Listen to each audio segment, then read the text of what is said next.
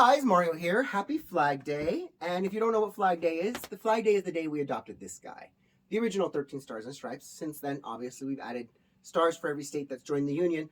But this flag is, I would say, sacrosanct. I don't really change this flag. I don't like to change this flag. I know people make things like this guy to support the police and the fire department and the sheriffs and the border patrol and EMT and all the people involved. But for me, this, pardon my French, is kind of a bastardization because this guy shouldn't change. This represents everything, all of it, not just one, not just two. Now, if you want to change a flag to fit your needs or to fit your voice, might I suggest the guy behind me? Why? Well, because it traditionally stood for freedom. Before we had the 13 Stars and Stripes, that guy was a representative of the colonies. And the idea that we are free, we should be free. We are free from the King of England. We are free from the rule of overreaching government. And if you want to adopt it, it's not like it's attached to a nation or there's some sort of rule that says you can't change it, which is why I run around with the flag that I do. Now, speaking of flags and changes to flags, the new pride flag is hideous. Awful. I think by adding chevrons and colors and bars, I think they're doing more to separate themselves and to self-segregate themselves because they really feel that they're in the right. They feel that sexualizing society is the right thing to do because for them it's the normal thing to do because they've abandoned society's normalcies. Did you follow that?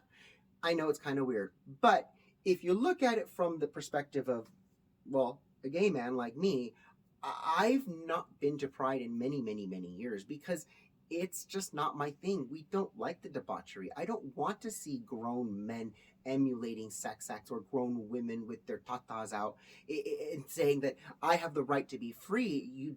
You do. You have the right to be free, but you're not free from criticism. I have every right to tell you that that's probably not going to be accepted in mainstream society or Main Street USA, and you shouldn't be walking around every single day doing that, or even just in general doing that.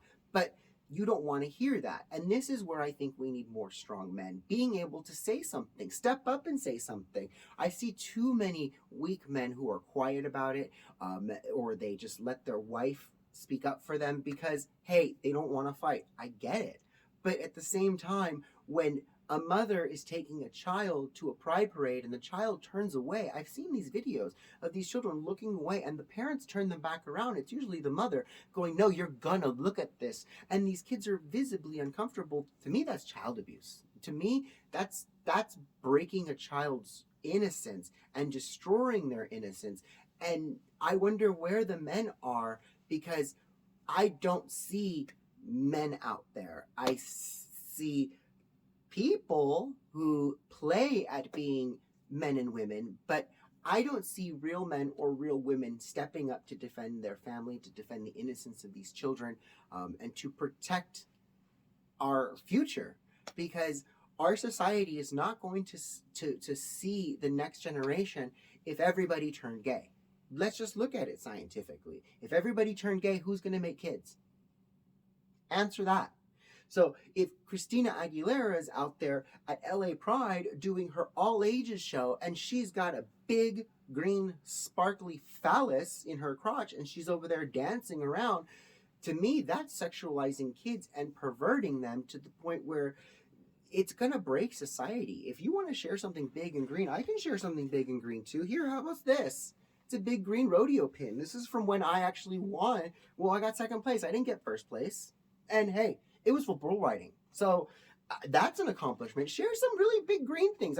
I'll share with you some big green sunflowers. I'll share with you some big green carrots and some big green tomatoes. But please, please, please, don't share that private part of yourself with people outside of your relationship, with outside of anything, the bedroom, because the society does not need to see that. The society has deteriorated to the point now where we have homeless defecating and urinating in the streets in the open air. They don't even go to the corner and try to hide themselves anymore. I've driven down the streets of Los Angeles and seen a homeless person urinating facing the street where the world could watch them. And I just sit there and I go, what has happened to society. So tonight, say a little prayer for society, because we need all the prayers we can get, and we need all the strong men to step up and say something. Because when they hold a child drag show in your community and you say, how did it get here?